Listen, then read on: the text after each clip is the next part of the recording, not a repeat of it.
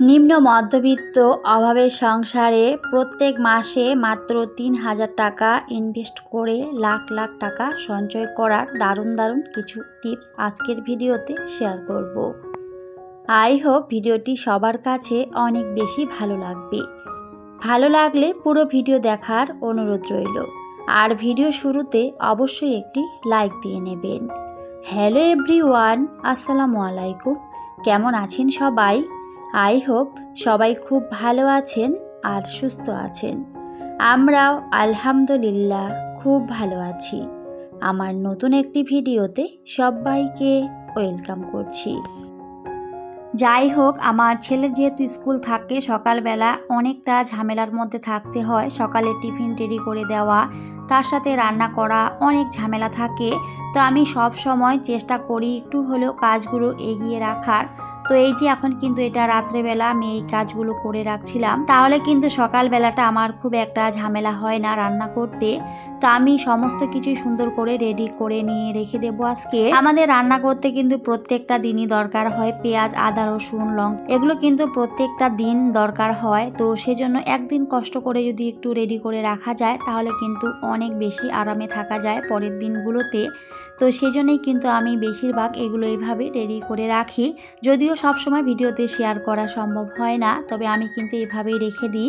আর ছোট বেবি নিয়ে কাজ করা যে কতটা কষ্টের, যাদের ছোট বেবি রয়েছে তারা কিন্তু সবাই জানে। তো সেজন্য একটু যদি কাজটা এগিয়ে রাখা যায় তাহলে তো অনেক বেশি সুবিধা হয়। সকালবেলা বাচ্চাদের স্কুল থাকলে সকালে অনেকটা ঝামেলার মধ্যে থাকতে হয়। তো আমি সেজন্যই রাত্রেবেলা এখন একটু ফ্রি আছি, তো ভাবলাম এই কাজটা করে রেখে দিই। এতে কিন্তু আমার পরের দিনগুলোতে রান্নার কাজটা খুবই সহজ হয়। আমার সংসারে কিন্তু ফ্যামিলি মেম্বার খুবই কম, তো সেজন্য আমাদের প্রয়োজন মতোই কিন্তু আমি এখানে সবজিগুলো রেডি করে নিয়েছি। সবজি খুব একটা বেশি খাওয়া হয় না আসলে। আমার হাজব্যান্ড, আমার ছেলে একেবারে সবজি খেতেই চায় না। তো শুধুমাত্র আমার জন্যে কিন্তু বেশিরভাগ সবজিগুলো নিয়ে আসে। তো খুব একটা বেশি আনা হয় না, যতটুকু দরকার ঠিক ততটাই কিন্তু আনা হয়। তো এখানে কিন্তু খুবই অল্প সবজি ছিল, তো সেগুলোই আমি সুন্দর করে গুছিয়ে রেডি করে রেখে দিলাম। এতে কিন্তু আমার রান্নার কাজটা খুবই সহজ হয়। নতুন গৃহিণীরা চাইলে অবশ্যই এই টিপসগুলো ফলো করতে পারেন, দেখবেন অনেক বেশি আরামে থাকতে পারবেন। আসলে সকালবেলা কাজের ঝামেলা কমাতেই কিন্তু এই কাজগুলো করে রাখা অনেক বেশি দরকার। তো এখানে কিন্তু করলা ছিল, তার সাথে পটল ছিল, আর আদা, রসুন, পেঁয়াজ, তো এগুলোই ছিল, খুব একটা বেশি কিন্তু ছিল না। তো আমি কিন্তু এখানে আদাগুলো একটু কুচি করে কেটে রেখেছি, কারণ সকালবেলা আমি আদা চা খাই, তো সেজন্য কিন্তু এইভাবে রেখে দিলাম। আর যখন রান্না করব তো এখান থেকে বের করে নিয়ে কিন্তু পেস্ট করে নিয়ে রান্নাটা করে নিতে পারবো। তো যাই হোক, তারপরে কিন্তু আমি সমস্ত কিছু এখন একটা একটা করে আমার সংসারের কাজ গুছিয়ে নেব। তারপরে কিন্তু একেবারে পরের দিন, আর ওই কাজগুলো কিন্তু আমি রাত্রেবেলায় করে রেখেছিলাম, সুন্দর করে সবজিগুলো কেটে রেখেছিলাম। আর তারপরে কিন্তু এটা পরের দিন সকালবেলা। তো এখন কিন্তু আমি সমস্ত কিছু একটা একটা করে গুছিয়ে করে নেব। আমার ছেলেকে স্কুলে পাঠিয়ে দিয়ে তারপরে কিন্তু সংসারের কাজগুলো এখন করে নেব। ও যতক্ষণ না পর্যন্ত স্কুলে যায়, কি বলবো, অনেকটা ঝামেলার মধ্যে থাকতে হয়। আগে ওকে রেডি করে, ওর টিফিন রেডি করে ওকে পাঠিয়ে দিয়ে তারপরে কিন্তু আমি আমার সংসারের কাজগুলো করতে অনেক বেশি পছন্দ করি, কারণ ও থাকলে এলোমেলো হয়ে থাকে আর মনে হয় সময়টা খুব তাড়াতাড়ি চলে যায়। যেহেতু ওর অনেক সকালে স্কুল, তো সেজন্য ওকে আগে রেডি করে দিয়ে তারপরে বাকি কাজগুলো করার চেষ্টা করি। আর এখন কি বলবো, একটুতে আবার গরম পড়ে, আবার কোনো সময় হঠাৎ করে ঠান্ডা পড়ে, তো কি বলবো, সেজন্য কিন্তু ঠান্ডা পড়ে গিয়েছিল কয়েকদিন আগে। তো আমি কিন্তু আবার কম্বলগুলো বের করেছিলাম, একবার বের করি, আবার কেচে দিই, আবার রেখে দিই, আবার বের করতে হয়। তো এরকম করেই কিন্তু চলছে। তো যাই হোক, এখন কিন্তু অনেকটাই গরম পড়ে গেছে। তো কিছুটা কম্বল বাইরে ছিল, তো সেগুলোই কিন্তু আমি ধুয়ে দিয়েছিলাম, আর এখন কিন্তু সেগুলো সুন্দর করে আমি রেখে দিলাম। তো যাই হোক, ভিডিও শুরুতে যে কথাটি বলেছিলাম, নিম্ন মধ্যবিত্ত অভাবের সংসারেও কিভাবে প্রত্যেক মাসে ৩,০০০ টাকা ইনভেস্ট করে ৩ থেকে ৪ লাখ টাকা সঞ্চয় করা যায়, তো সেটাই এখন শেয়ার করছি। আর আমি একেবারে বাস্তব প্রমাণ সহ কিন্তু দেখিয়ে দেব।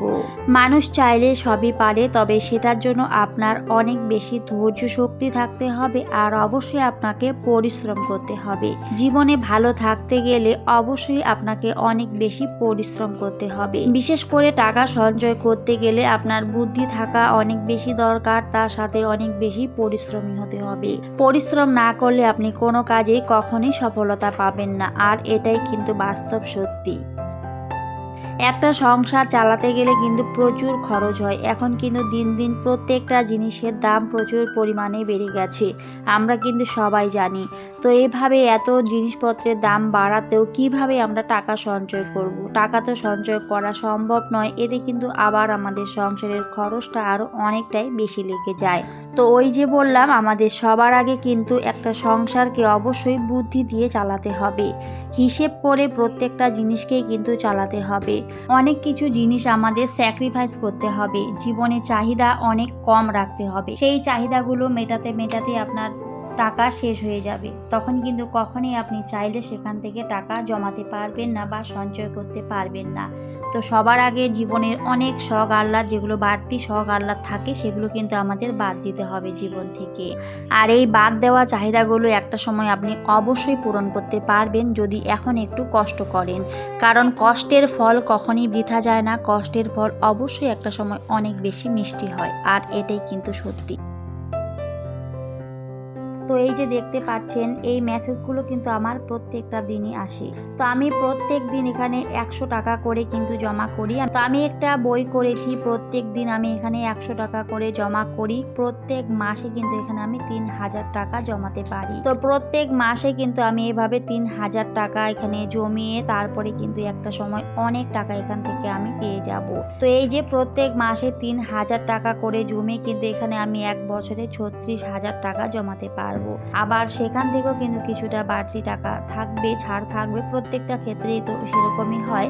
কিছুটা টাকা জমা রাখলে সেখানে কিন্তু অবশ্যই কিছু না কিছু টাকা বাড়ে, এটা কিন্তু আমরা সবাই জানি। তো এভাবে যদি আমি 3 থেকে 4 বছর প্রত্যেক মাসে 3000 টাকা করে এভাবে জমিয়ে রাখি, তাহলে কিন্তু অবশ্যই 3-4 বছর পর আমি সেখান থেকে 3 থেকে 4 লাখ টাকা অনায়াসে কিন্তু জমাতে পারবো। এই ছোট ছোট সঞ্চয়গুলোই কিন্তু জীবনে একটা সময় অনেক বড় কিছু স্বপ্ন দেখায়, আর অবশ্যই স্বপ্নগুলো পূরণও করা সম্ভব। আমাদের জীবনে সবারই অনেক চাহিদা থাকে, অনেক শখ থাকে, অনেক ইচ্ছে থাকে যে আমি অনেক কিছু করব, এটা করব, সেটা করব। তবে আমরা চাইলেও টাকার অভাবে সেগুলো পূরণ করতে পারি না। তো এই যে আমি কিন্তু এখন থেকে একটু কষ্ট করে এভাবে টাকাগুলো জমিয়ে জমিয়ে রাখছি, তবে একটা সময় অবশ্যই এখান থেকে আমি অনেক কিছুই করতে পারবো, নিজের ছোট ছোট শখ আহ্লাদগুলোকে অনায়াসে পূরণ করতে পারবো। তো আমি তো এইভাবেই চলি। তো এখনো পর্যন্ত যারা এভাবে কোনো কিছু টাকা সেভ করেন না, অবশ্যই শুরু করে দেন। প্রতিদিন কমপক্ষে অন্তত 20 টাকা হলেও আপনি জমিয়ে রাখুন, দেখবেন একটা সময় সেখান থেকেও কিন্তু ভালো একটা অ্যামাউন্ট চলে আসবে। আপনার শখ আহ্লাদগুলো অনায়াসেই পূরণ করতে পারবেন, নিজের সন্তানের ভবিষ্যৎটা খুব সুন্দরভাবে কিন্তু গড়ে দিতে পারবেন। আর দিন দিন কিন্তু প্রত্যেকটা জিনিসের দাম বেড়েই চলেছে, বিশেষ করে সোনার দামটা এত পরিমাণে বেড়ে গেছে কি বলবো। তো আপনারা চাইলে অবশ্যই কিন্তু একটু একটু করে সোনাও কিনে রাখতে পারেন। আমি কিন্তু এর আগের ভিডিওতে সেটা বলেছিলাম। আর আমি কিন্তু একটু একটু করে আগে সোনার বইয়ে কাজ করে আমি সোনা কিনেও রেখেছিলাম, এখন কিন্তু সেগুলোর দাম অনেকটাই বেড়ে গেছে। তো যাই হোক, তারপরে কিন্তু 1 প্যাকেট চাল নিয়ে এসেছিল। তো আমরা কিন্তু বাসমতি রাইসটা খাই, তো সেটাই এনেছিল। আর একবারে 1 প্যাকেট 30 কিলো ছিল, সেটাই কিন্তু এনেছিল। তো তারপরে কিন্তু আমি চালটা ভরে রেখে দেবো।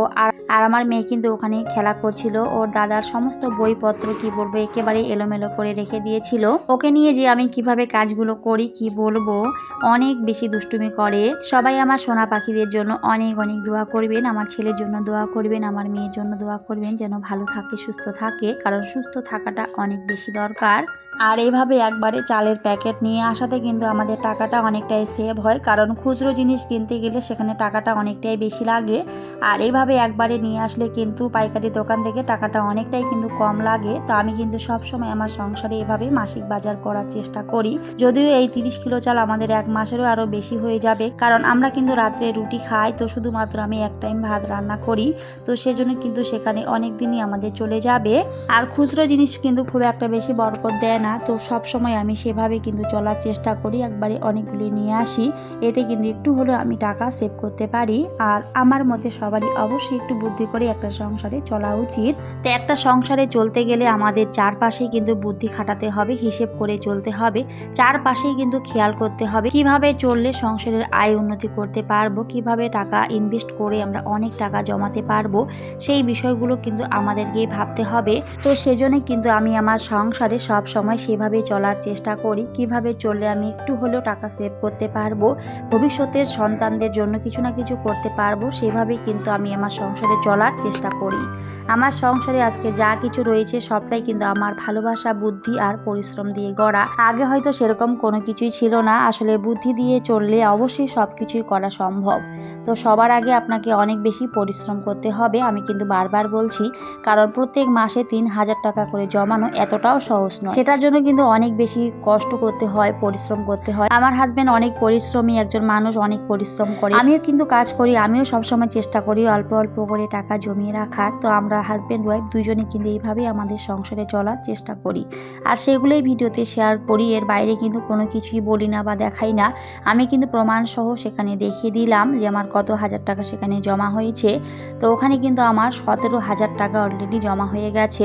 আমি কিন্তু বেশি দিন হয়নি এটা শুরু করেছি, 100 টাকা করে প্রতিদিন জমিয়ে মাসে কিন্তু 3,000 টাকা করে আমার সেখানে জমা হয়। তো এভাবে অল্প টাকা জমেও কিন্তু লক্ষ টাকা সঞ্চয় করা সম্ভব। তো আশা করছি আমার প্রিয় ভিউয়ার্সরা বুঝবেন। তো যাই হোক, তারপরে কিছু কাজু কিশমিশ এনেছিল, বাদাম এনেছিল, তো সেগুলো কিন্তু আমি জায়গা মতো ভরে রেখে দিচ্ছিলাম। আর আমার মেয়েটাকে নিয়ে যে কিভাবে আমার দিনগুলো কাটছে, তো সেটাই তারপরে একটুখানি ভিডিওতে শেয়ার করেছি। ঘরের জিনিসপত্র এত পরিমাণে এলোমেলো করে রাখে কি বলবো। তো ওর পিছনে কিন্তু সারাটা দিন আমার চলে যায়। তো সেই জন্য অনেকের ভিডিও আমি দেখতে পারি না, আমার প্রিয় আপুমণিদের। তো সবাই অবশ্যই ক্ষমা সুন্দর দৃষ্টিতে দেখবেন। অনেকেই ভালোবেসে আমার ভিডিওগুলো দেখে, কিন্তু এখনো পর্যন্ত আমার চ্যানেলটিকে সাবস্ক্রাইব করেনি। তাদের উদ্দেশ্য করে বলবো, প্লিজ আমার চ্যানেলটিকে সাবস্ক্রাইব করে আমার পাশেই থাকবেন, আর নোটিফিকেশন অল করে দেবেন। তাহলে আমি যখনই ভিডিও দিই না কেন, সবার আগে আমার ভিডিওগুলো আপনাদের কাছে পৌঁছে যাবে। সবাই খুব ভালো থাকবেন, সুস্থ থাকবেন। সবাইকে টাটা, আল্লাহ হাফিজ।